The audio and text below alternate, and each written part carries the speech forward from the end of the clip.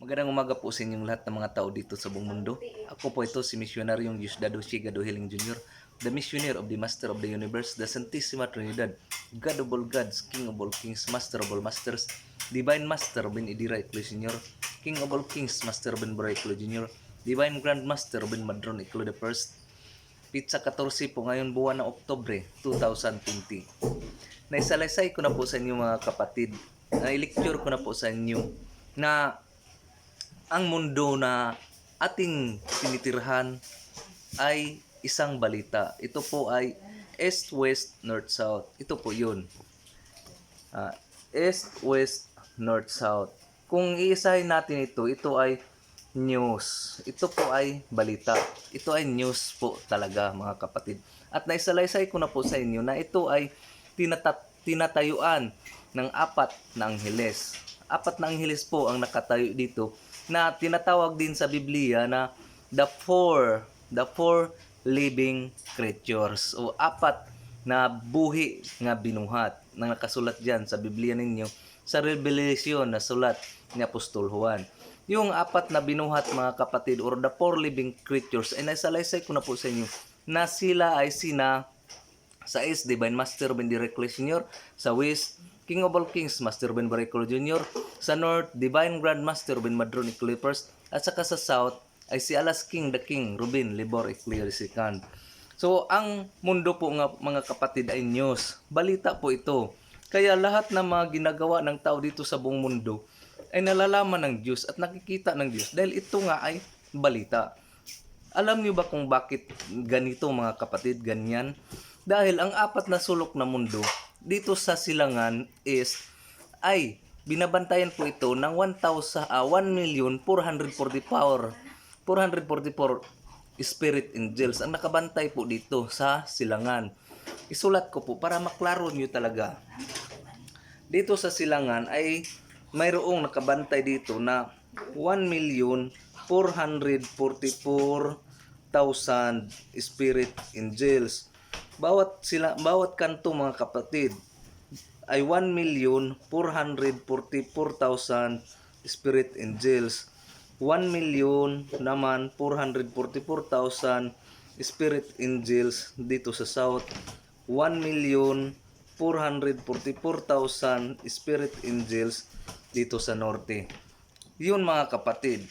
Ito po ang senaryo mga kapatid.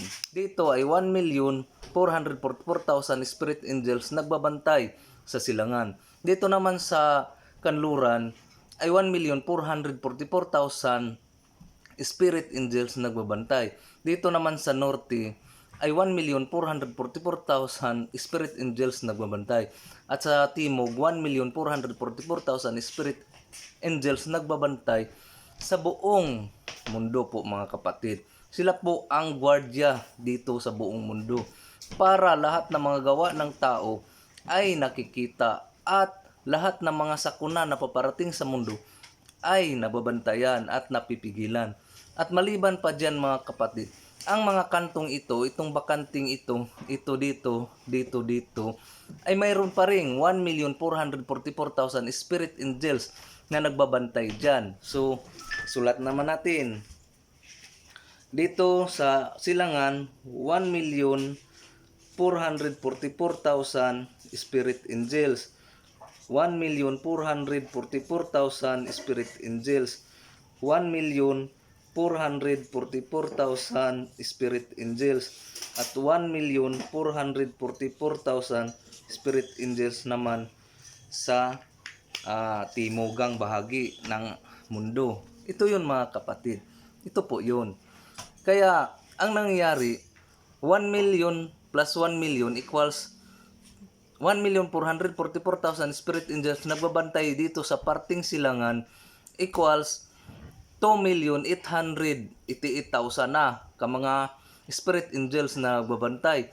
Dito naman 2,888 spirit angels na nagbabantay. Dito naman 2,888 spirit angels na nagbabantay. Dito naman 2,888 spirit angels na nagbabantay. So, marami mga anghelis na kabantay mga kapatid. At maliban pa diyan talaga, sasabihin ko sa inyo na ang bawat isang angheles na nagbabantay dito sa silangan kanluran, norte at saka sa timog, ang bawat isang angheles na bantay dyan ay mayroon ding sakop na 1,444,000 spirit angels na kanyang dinadala. Oh, nagdadala siya ng 1,444,000 spirit angels bawat isang angheles. Nagdadala yan. Kaya nga, sabi ko, lahat na gawa ng tao, lahat ng mga nangyari dito sa mundo ay nakikita at nalaman ng Diyos dahil sa kanyang mga angheles na hinahawakan o mga espiritu na kanyang hinahawakan. At maliban pa dyan, ang bawat isang tao kasi ay mayroong 25 angels. Ang bawat isang tao mayroong 25 angels na nagbabantay sa kanya. Isa yung nagbabantay sa tao na kaanghelis, isa kaanghelis nagbantay sa tao habang buhay yun. Habang buhay, nagbabantay yun. Habang buhay. Yung 24 na anghelis na nagbantay sa tao ay palit-palit yun. Isang anghel nagbantay sa alauna, isang anghel nagbantay alas 2, alas 3, alas 4, alas 5, alas 6, alas 7, alas 8, alas 9, alas 10, alas 11, alas 12, alas 13, alas 14, alas 15, alas 16, alas 17, alas 18, alas 19, alas 20, alas 21, alas 22, alas 23, alas 24. So, 24 din kaanghelis nagbabantay dyan. Papalit-palit yan. Pagka alas 2, iban namang anghel nagbantay. Pag alas 3, iban namang anghel nagbabantay. Ganyan ang anghel na nagbabantay ng tao. At bawat anghel ay mayroon niyang gawain, mayroon niyang roles. Ang bawat anghel nagbantay ng tao o nagmamasid ng tao ay mayroon kanya-kanyang gawain. Ang isa, mayroon namang mga anghel na ka-assign pa sa tao na ang kanyang ginagawa ay nagbibidyo. Nagbibidyo siya sa lahat na gawain ng tao na yan. Sa isang tao lang na yan, nakapokus ang kanyang gawin. Binibidyohan niya ang lahat na gawain ng tao. Lahat na sinasalita ng tao ay naka-record sa video na yan. Mayroon namang isang anghel na ang kanyang gawain ay nagre-record lang, nagsusulat lang sa lahat ng mga pananalita at lahat na ginagawa ng tao. Nagsusulat lang siya. Sinusulat lang niya ang lahat na kanyang ginagawa ng tao. Sa loob ng buhay pa ang tao na yan, sinusulat niya ang lahat na kanyang ginagawa. Yun namang isang tao, mayroon namang isang anghelis na ang kanyang trabaho ay nagpipicture lang. Documentation na picture taking lang ang ginagawa niya sa pagbabantay niya sa tao na yan. Puro lang talaga siya nagpipicture. Kung ano ang kilos gawa ng tao sa araw-araw, pinipicturan niya sa kamera ng anghelis na yan. Yan ang gawain ng anghelis na yan. Kung kaya't yun ang dahilan, lahat ng gawain ng tao ay nalalaman ng Diyos. Dahil ang mga anghelis na yan, pag ikaw ay lumalapit sa Diyos, ang anghelis na yan ay nagre-report sa Diyos na ito yung ginagawa ng tao na yan sa oras na ito, ganitong oras, ganitong lahat ng mga araw, i-report niya doon sa Diyos. Kaya ang Diyos ay nakatingin lang sa mundo. Nakatingin lang sa mundo at lahat na mga nangyari sa mundo ay news nga. Binibalita ng mga anghelis doon sa Diyos. Ganyan ang explanation nito mga kapatid. News. Binabalita ng lahat ng mga anghelis ang kanilang nakikita sa bawat isang tao. Binabalita niya doon sa Diyos na may-ari ng lahat ng buhay dito sa buong mundo. At ang binabalitaan nilang iyon ay itong apat na anghelis na nakatayo sa apat na sulok ng mundo. At yun po ang apat na rubin. Maniwala man kayo sa akin or hindi, hindi ko kayo pipilitin. Pero ito talaga ang totoo. Ito talaga ang totoo. At hindi na kayo makahanap pa ng pagtuturo na ito kahit saang dako pa kayo ng bundong ito. Hindi niyo mahanap ang ganitong klaseng pagtuturo na sinasabi ko sa inyo ngayon. Walang ibang nagtuturo nito mga kapatid, kundi ang aking Diyos lamang na ngayon ang apat na buhay na creatures. Ang aking Diyos lamang, Panginoong Divine Master Ruben Drake Jr., King of all Kings, Master Ruben Drake Jr., Divine Grand Master Ruben Madron Eclair I, ang nagtuturo nito sa akin. Dahil yung si Panginoong Alas King, the King Ruben Liber Eclair II, siya po ay representative ng four corners of the world.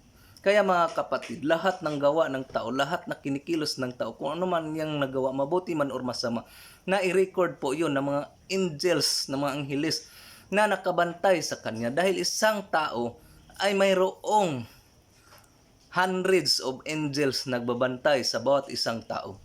Hundreds of angels. Kaya walang naitago ng tao na yun. Kahit pa siya ay nasa ilalim ng lupa, kahit siya pa ay nasa ilalim ng dagat, naisasalaysay yun ang kanyang ginagawa.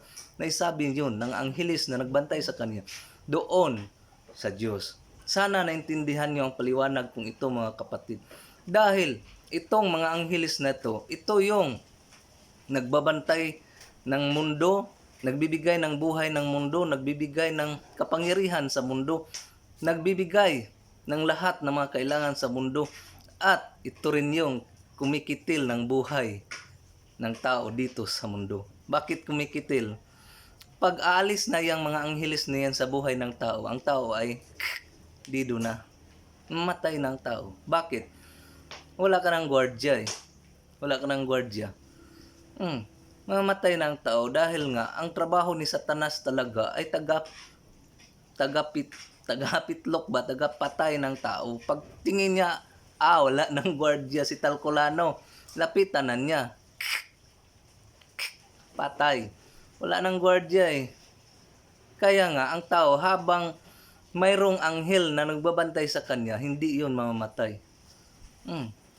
Kaya nga nagkasakit ang tao dahil ang anghel na bantay sa kanya ay kulang na. Nabawasan na ba? Kulang na. Nagsipag-alisan naman. At ang dahilan nun ay hindi nyo pinapakain. Walang kain. Subukan yung mag-alaga ng 10 aso. Pabantayin nyo sa bahay nyo bilang gwardiya nyo sa bahay nyo. O hindi na lang aso ang anuhin natin, ihalimbawa. Ang halimbawa na lang tayo nang mag-hire kayo ng 24 ka mga or 25 ka mga gwardiya. 25 ka mga gwardiya, i-hire nyo, pabantayin nyo dyan sa pamahay nyo. O pabantayin nyo sa sarili mo, bodyguard mo, 25 ka mga tao, bodyguard mo. Huwag mong pakainin. Huwag mong pakainin, painumin, huwag mong painumin. Huwag mong sahuran sa loob ng 1 buwan. Tingnan natin kung may isa pa niya natitira. Hindi mo pinapakain sa loob ng 1 buwan. Hindi mo sinasahuran sa loob ng 1 buwan. Anong mangyari ng 25 gwardiya mo na hinahire mo? Sigurado ako papatayin ka pa niyan. Papatayin ka ng gwardiya mo mismo dahil hinahire mo siya, hinahire mo sila, hindi mo sinasahuran, hindi mo nga pinapakain. So mangyayari yan. Ganon din ang guardian angel natin. Ganon din ang mga anghelis nagbantay sa atin. Sa loob ng mula pagkaanak mo hanggang ngayon, hindi mo pinapakain ang mga anghelis mo. Anong nangyari ngayon sa buhay mo? Ang daming sakit, ang dami nang iniraramdam sa katawan dahil nakapasok na ang kapangyarihan ng kasamaan sa katawan mo dahil wala kang bantay, walang gwardiya, walang harang sa katawan mo. Yan ang ibig sabihin niyang guardian angel, mga kapatid.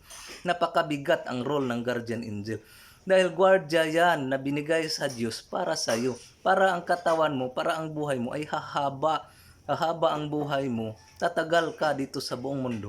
Dahil binigyan ka ng bantay na hindi ka madisgrasya, hindi magkasakit, hindi mamamatay. Binigyan ka ng Diyos. Yan ang kasabihan ng Diyos na I created a man equally or balancedly.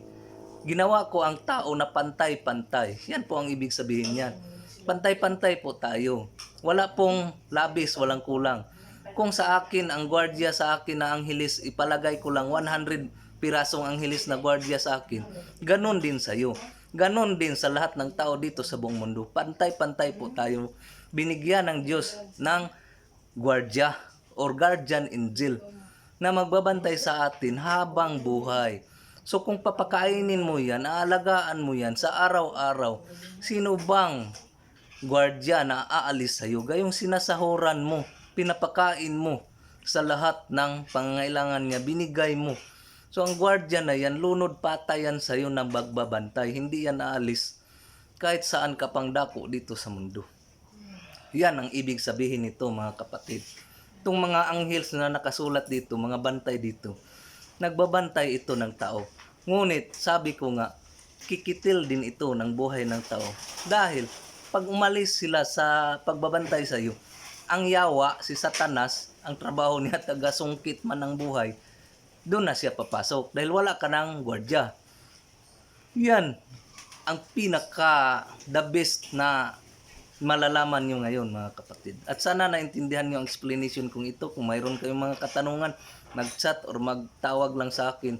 Handa ko pong sagutin yan lahat para maintindihan nyo talaga kung ano ang importansya ng guardian angel, ng mga bantay sa ating sarili. Kung ano pa ang napakalaking role na ginagampanan nila sa buhay ng tao. Hanggang dito lang, nagpasalamat ako sa aking Diyos, Divine Master Ben Direct Jr., King of all Kings, Master Ben Direct Jr., Divine Grand Master Ben Madron Iclo First, sa lahat ng mga makita at hindi makita, sa inyong lahat na nag-subscribe sa YouTube channel kong ito, nanood, nag-comments, maganda man ang iyong comments o masama, maraming salamat sa inyong mga komentaryo, panood. Sana unti-unti ninyong maintindihan kung anong kahalagaan ng mga video post kong ito para sa inyo. Dahil hindi ko po ito hinangad para sa aking sarili. Hinangad ko to para sa inyo, para naman kayo ay magabayan kung paano nyo iligtas ang mga sarili ninyo. Di bali na yung sa akin, dahil nakuha ko na yung sa akin. Yung sa inyo, hanapin nyo at kunin nyo. Dahil kanya-kanya po tayo. Wala akong pakialam, sabi ko nga, wala akong pakialam kung sino man ang Diyos ninyo. Diyos nyo si Jehovah, Diyos nyo si El Shaddai, Diyos nyo si Allah, Diyos nyo si Jesus Christ, Diyos nyo sino, si Buddha, sino pa dyan mga Diyos ninyo. Wala akong pakialam dyan. Kanya-kanya po tayo. Ang sa akin lang, ang aking Diyos na ipinahayag ay naipaliwanag ko ng tama at plastar. Naipaliwanag ko sa inyo na ito ay connected doon sa Biblia na binabasa ninyo.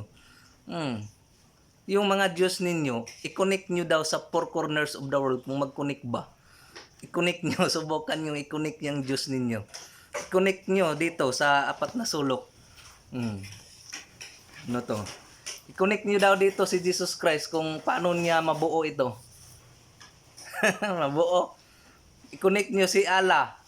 I-connect nyo dito kung mabuo ba ni Allah itong four corners of the world. I-connect nyo si Jehovah, kung makunik ba ninyo dito sa four corners of the world. Hindi nyo makunik dahil isa lang siya. Isa lang siya. Ang aking Diyos, Master Robin, makunik dito dahil apat sila. At magiging 5 pa rin yan. Magiging 5. Bakit magiging 5? Basahin nyo Revelation chapter 7 verse 1 to 8. Nakasaad dyan. Nakita ko ang isang anghel na lumipad mula sa silangan ng araw. Yun yung pang-5 rubin. Yun yung pang-5 rubin. Yung isang anghel naman na paparating na lumipad mula sa silangan ng araw na nagdala ng timbre ng buhay na Diyos. Buhay na Diyos ha. Mga Diyos nyo patay na lahat eh. Paano kayo mabubuhay? Diyos nyo mismo nga matay na lahat. Kayo rin, matay rin. Yan ang totoo. Hanggang dito lang. Maraming salamat. Magandang umaguli sa inyong lahat.